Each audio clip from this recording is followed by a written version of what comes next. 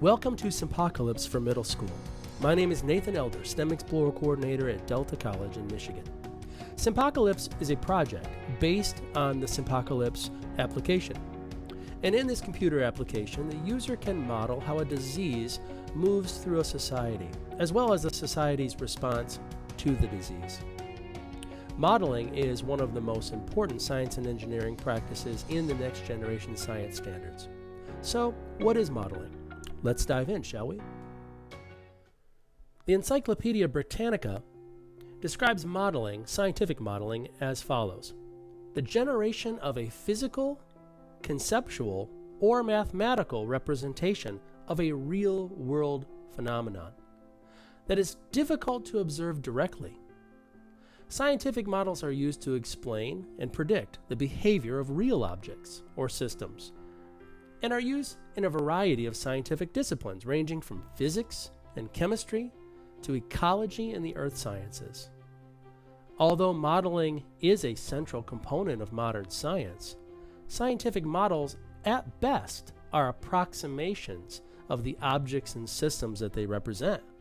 They are not exact replicas. Thus, scientists constantly are working to improve and refine models. So in this project, you'll be using an application, a computer application, to create a model. And you'll refine the model, and you'll make it better. So let's look into what this project is all about. In this project, one of the first things you will do is visit the Simpocalypse website at simpocalypse.org. So I want to give you just a brief tour of the Simpocalypse website, and you can see all the things that are available to you here. So here's the homepage, simpocalypse.org.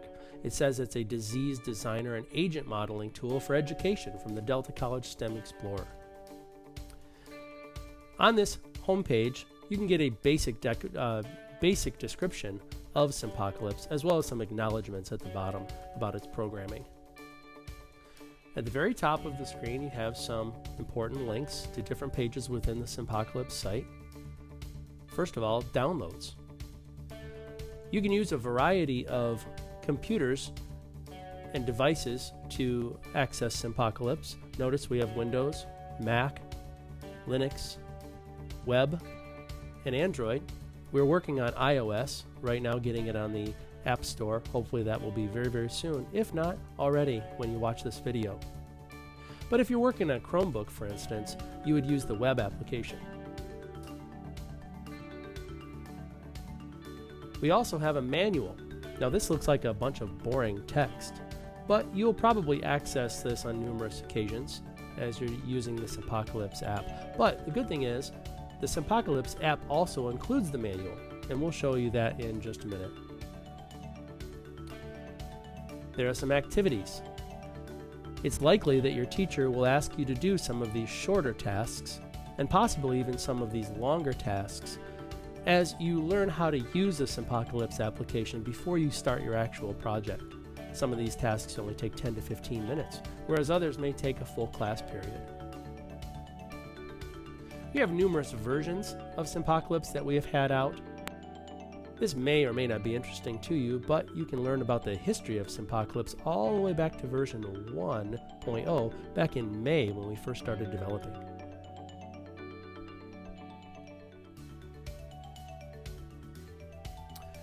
Some background on Simpocalypse that it's important to know. You'll probably be accessing this page at some point about some various diseases from the past, going all the way back to 541 AD with the plague of Justinian. And there are other various diseases represented here, even COVID-19 from 2019 to ?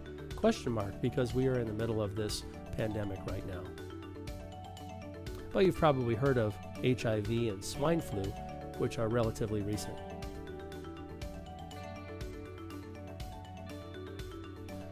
And finally, the projects themselves. Simpocalypse offers 3 different projects, 2 for high school and 1 for middle school. The high school projects are for high school biology and engineering, high school statistics, generally done in an Algebra 2 course, second semester, and middle school Simpocalypse right here. So I'm going to go ahead and click on that.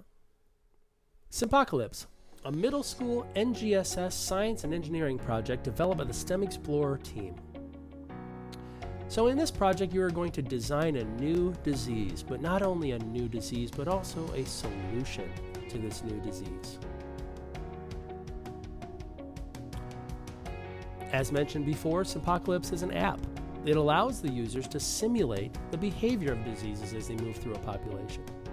And you can simulate virtually any disease in Simpocalypse, from something as awful as Ebola to something relatively pestering as a common cold.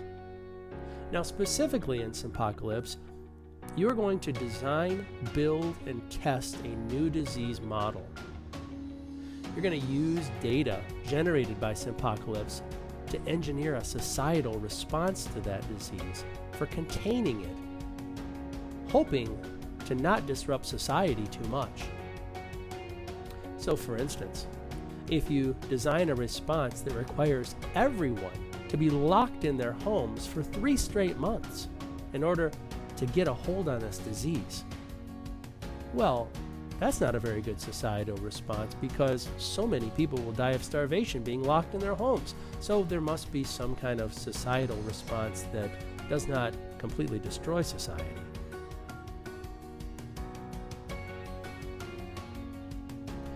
Now, Simpocalypse for middle school can be done in many different ways. So right now, your school might be meeting in person, but it's possible your school is meeting virtually through distance learning, or somewhere in between. The good thing is about this project, it can be done in any way. You can work with your peers virtually on this project, or you can work with them face to face.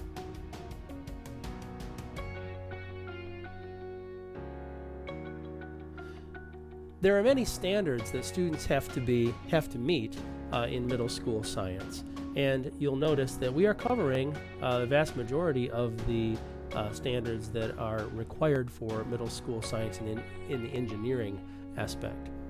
We are also covering some Michigan career technical education standards, some Common Core literacy standards, as well as some national technology standards.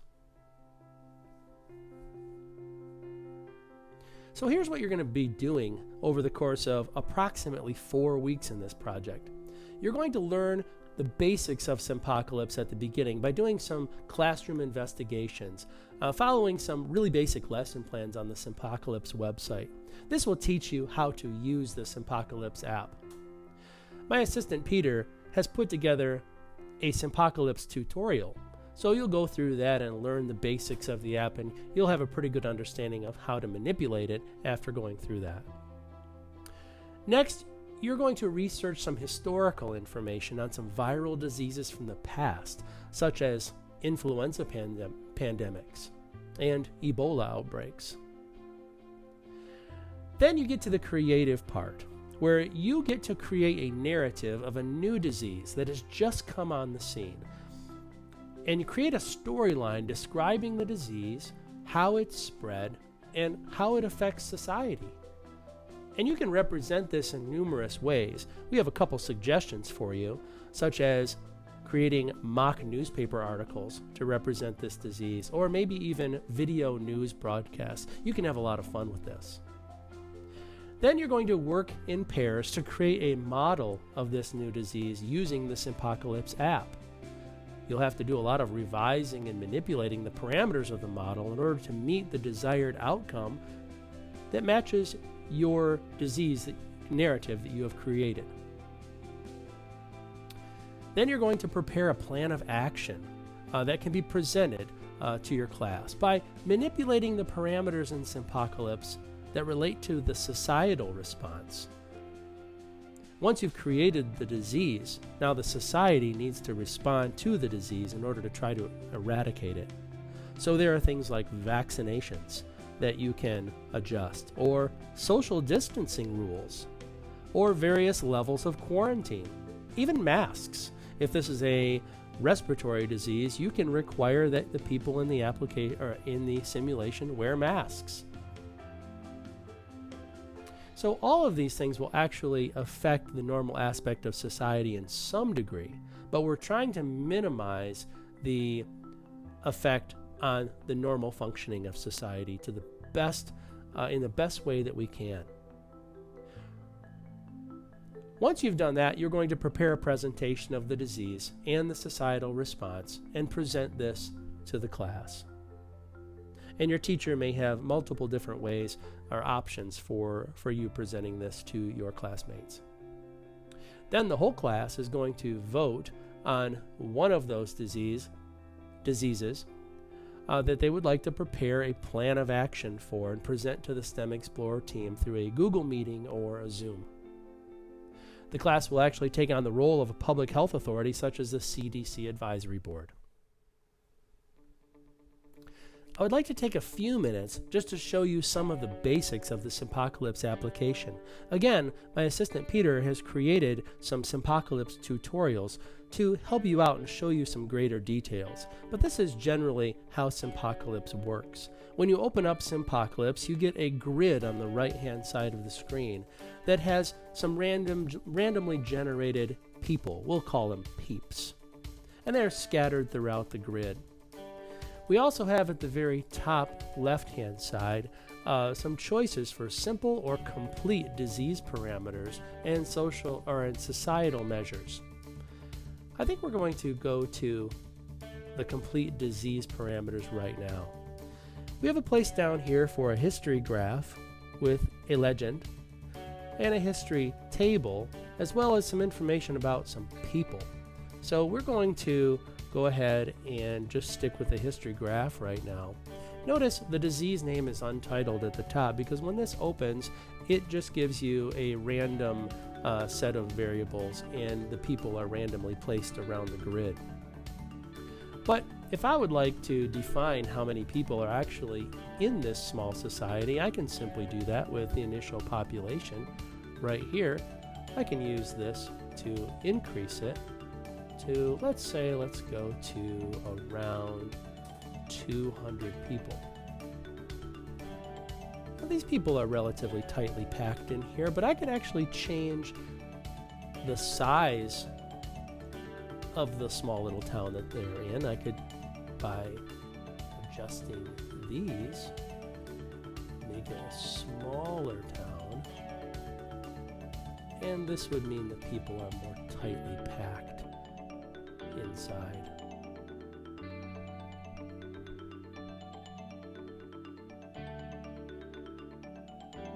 The grid. I'm going to go back to where it was approximately before. Okay. All right, well, notice there are all kinds of different things we can change up here. What we have at the very, very top would be specific information about the society. For instance, the society's average health. This is an important thing because if you have good health, then you're more than likely able to fight off some kind of bacterial or viral invader before it starts to have an effect on you, like make you sick. If you have poor health and you have a poor immune system, then it's more likely for you to become sick when your body comes in contact with some kind of disease-causing pathogen.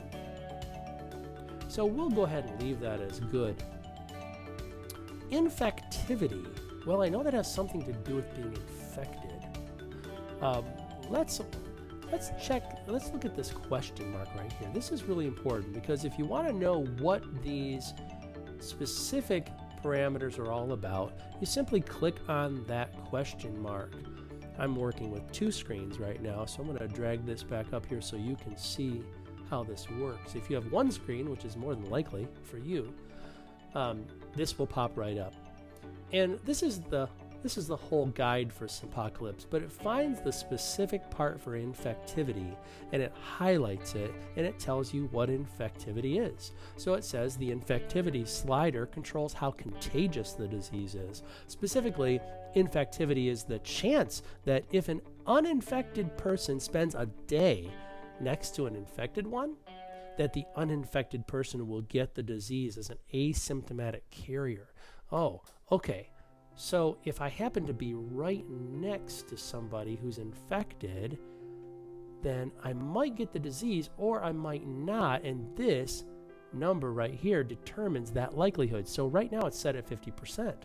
So I would have a 50% chance if I spent a day next to somebody who is infected with the disease and has symptoms. That's interesting. So I could raise that up and make it a 100% chance, or I could lower it down and make it very, very low. I'm going to go ahead and leave it as is. So there are a lot of different, all these different sliders have information that'll tell you what they mean. We're going to go ahead and leave them pretty much where they're at right now, but in the tutorials, you'll learn specifically what these things mean. But we'll go through a basic set of running a disease through this population just to see what happens here in a moment. We have societal measures over on the right that we'll get to in just a moment, but we're going to leave those alone for now.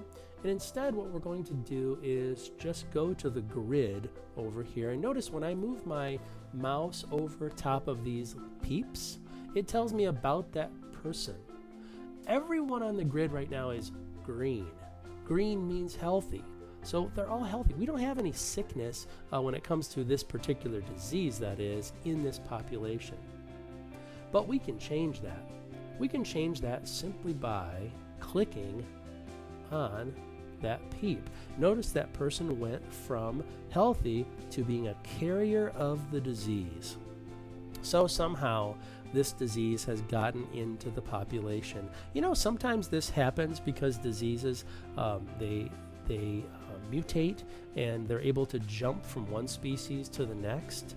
This happens on occasion. For instance, bird flu, avian flu, jumped from birds to people. Swine flu means, well, swine are pigs, so you can guess where that one came from. Numerous diseases have jumped, and it happens because there's mutations.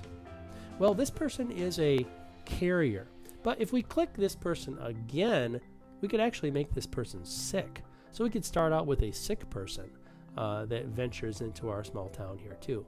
Or if we click it again, it turns blue.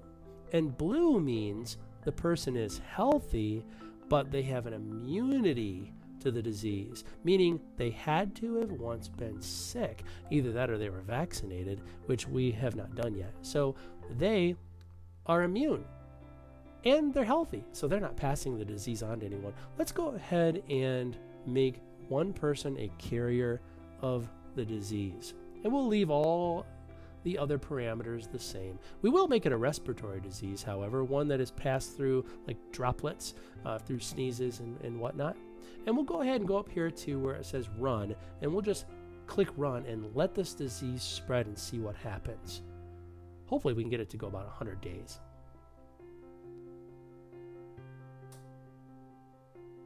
It's going really fast, but we're going to pause it at 100 days.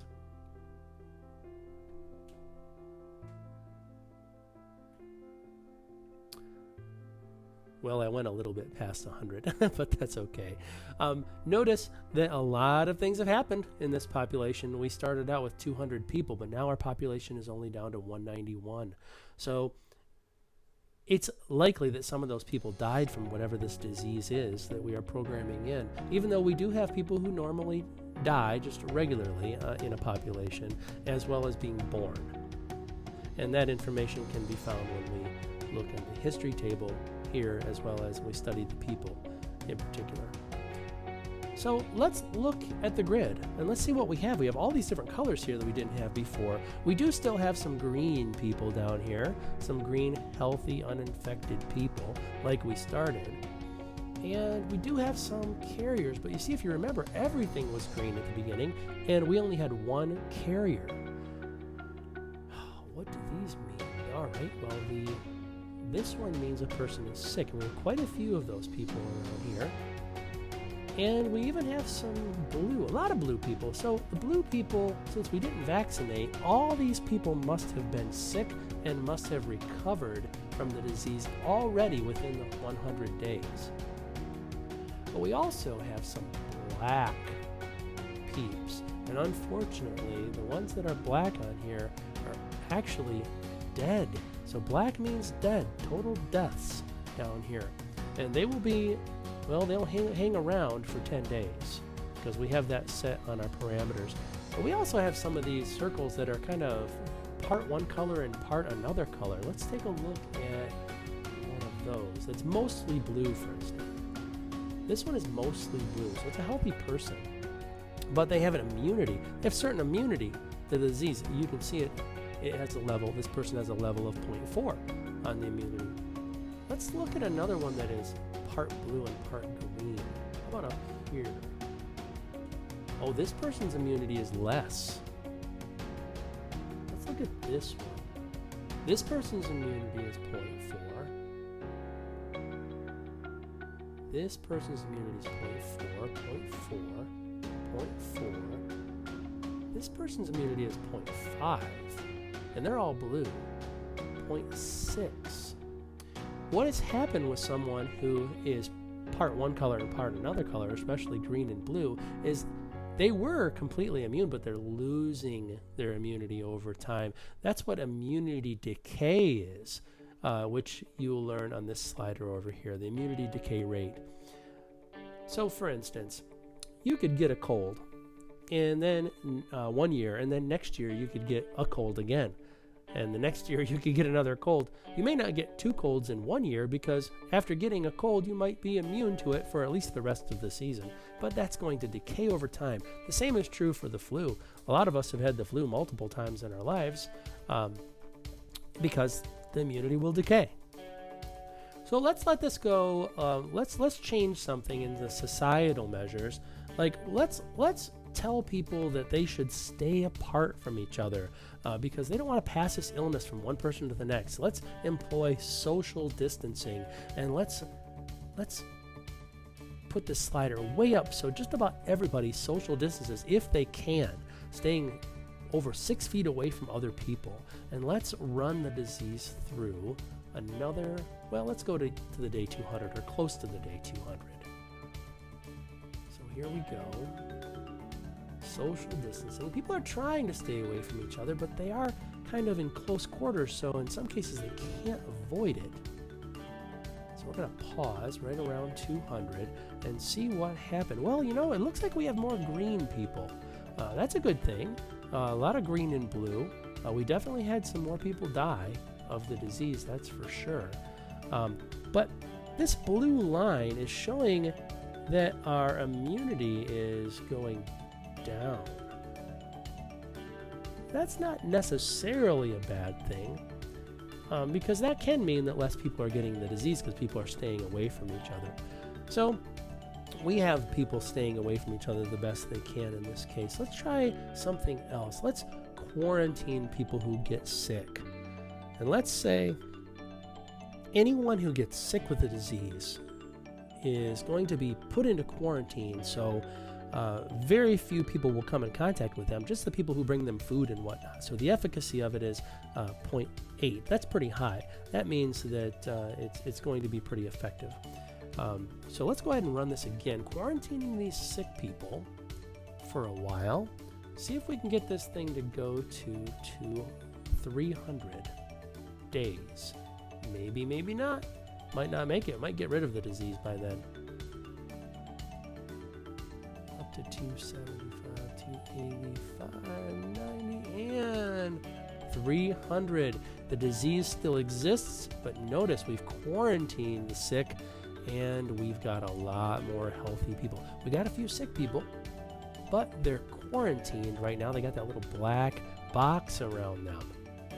Oh, good for them. You know, if I had to predict, I would say quarantining might be all we need to do in this particular society to get rid of this disease. But we can do other things like formulate vaccines. If diseases are around long enough, scientists have the time to create vaccines. And a lot of diseases have vaccines for them, others don't. We haven't been able to come up with disease vaccines for everything.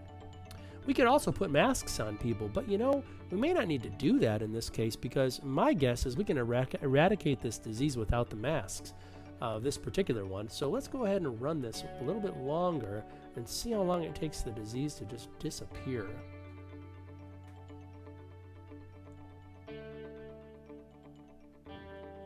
We might make it to 400.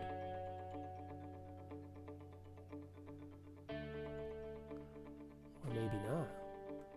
All right, so the disease still exists. There are some carriers out here, but notice our immunity is going way down. That means fewer and fewer people are getting the disease. Let's go ahead and put masks on people. Let's just go all out with this. Let's put masks on just about everyone. Let's say that these masks are highly effective. Let's go ahead and run this again. See a lot of masks on people. And we've got them as pretty effective. Oh, the disease has been eradicated. You see, we don't have all of the statistical information right now about our current pandemic to say for sure that masks are have a certain level of effectiveness. We just predict that they would because it's a respiratory disease. And as we learn more scientifically and more data comes out, then we can go ahead and change these numbers and make our model be more accurate, because that's what scientists do. We have created a history table of a whole bunch of data that can be saved and exported and studied in Microsoft Office. We can learn about all the individual people, and we can then export their data too, and we can look specifically at this graph to see what happened. The black line with people dying, and the orange line here for total population. The number of sick people, notice it went way up and came down, and healthy people fluctuated over the course of these almost 500 days. We've run our simulations through 15, 17 years on certain diseases that we've created in Simpocalypse. At the Delta College STEM Explorer program, we believe that one of the most important factors in motivating students is relevance. And what could be more relevant right now than a project that deals with the spread of disease? We're living right in the middle of the COVID-19 pandemic right now. So we are happy to be working with you this year, glad that you have jumped on board, and best of luck to you as you embark upon Simpocalypse.